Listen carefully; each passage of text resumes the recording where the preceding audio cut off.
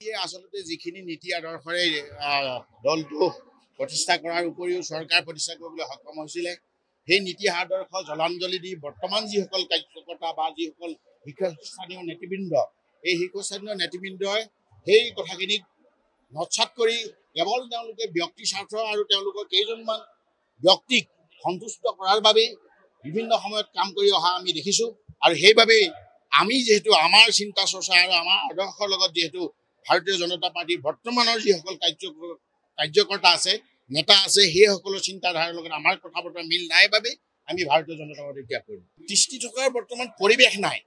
সুযোগ বা সুবিধা লৈ ভাৰতীয় জনতা পাৰ্টীত কোনো ধৰণৰ ব্যক্তিয়ে যোগদান কৰা নাই, যিহেতু ময়ো যোগদান কৰা নাছিলোঁ। কিন্তু আমি এটা পৰিৱেশ ৰচি সৰ্বসাধাৰণ ৰাইজৰ সমস্যা সমাধানৰ বাবে আমি বিগত সময়ত কাম কৰাৰ যিটো মন লৈছিলোঁ সেই পৰিৱেশটো বৰ্তমান ভাৰতীয় জনতা পাৰ্টীত নাই। নেতৃত্ব মানে কথাটো এনেকুৱা হয়, নতুন নেতৃত্ব হ'লে চিন্তাধাৰা পৰিৱৰ্তন হয়, ভাৱনাৰ পৰিৱৰ্তন হয়, কৰ্মপন্থা পদ্ধতিৰ পৰিৱৰ্তন হয়। আজি বিজেপিত নিশ্চয় সেইটোৱে হৈছে আৰু সেইবাবে আমি তাত থাকিব পৰা নাই আৰু থাকিব নোৱাৰি আজি ৰাইজৰ দলত যোগদান কৰিবলৈ নিজে বাধ্য হৈছোঁ। চাওক, তেনেকুৱা ব্যক্তিগত মোৰ কোনো ধৰণৰ অসুবিধা নাই আৰু ব্যক্তিগত কোনো মোৰ আক্ৰোশ নাই, কিন্তু সমাজখনৰ কাৰণে আমি যি ধৰণে কাম কৰিবৰ কাৰণে ওলাই আহিছিলোঁ, অসমীয়া সমাজখনক যেনেকৈ আগবঢ়াই লৈ আহিবৰ কাৰণে আমি চিন্তা চৰ্চা কৰিছিলোঁ, সেই পৰিৱেশটো বৰ্তমান আমি ভাৰতীয় জনতা পাৰ্টীৰ কাৰো কাৰ্যকৰ্তাৰ কোনো এজন কাৰ্যকৰ্তাৰ অন্তৰত নাই। বৰ্তমান কাৰ্যকৰ্তাসকলৰ কোনো ধৰণৰ সেৱা মনোভাৱ নাই। এই সেৱা মনোভাৱ নথকা কাৰ্যকৰ্তাই কেনেবাকৈ যদি দল এটা নেতৃত্ব দিয়ে, চৰকাৰখন যদি নেতৃত্ব দিয়ে, আজি যি ধৰণৰ ব্যৱস্থা হৈ আছে সেই ধৰণৰ ব্যৱস্থাই আগন্তুক দিনতো হ'ব। ৰাইজে দেখি আছে, মই সেইটো চলে বুলি মই ক'ব খোজা নাই। আজি ৰাইজে সিদ্ধান্ত ল'ব, জনাৰ্দনে যি সিদ্ধান্ত দিব, অদূৰ ভৱিষ্যতে ভাৰতীয় জনতা পাৰ্টী সেই ধৰণে সেই আসনত ন্যস্ত হৈ থাকে।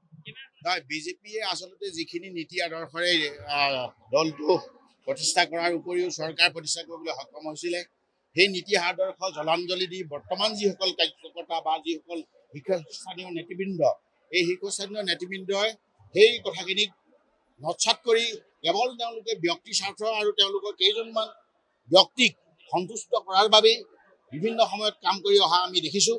আৰু সেইবাবেই আমি যিহেতু আমাৰ চিন্তা চৰ্চা আৰু আমাৰ আদৰ্শৰ লগত যিহেতু ভাৰতীয় জনতা পাৰ্টীৰ বৰ্তমানৰ যিসকল কাৰ্যকৰ্তা আছে নেতা আছে সেইসকলৰ চিন্তাধাৰাৰ লগত আমাৰ কথা বতৰা মিল নাই বাবে আমি ভাৰতীয় জনতা পাৰ্টী ত্যাগ কৰিম। তিষ্ঠি থকাৰ বৰ্তমান পৰিৱেশ নাই। সুযোগ বা সুবিধা লৈ ভাৰতীয় জনতা পাৰ্টীত কোনো ধৰণৰ ব্যক্তিয়ে যোগদান কৰা নাই, যিহেতু ময়ো যোগদান কৰা নাছিলোঁ।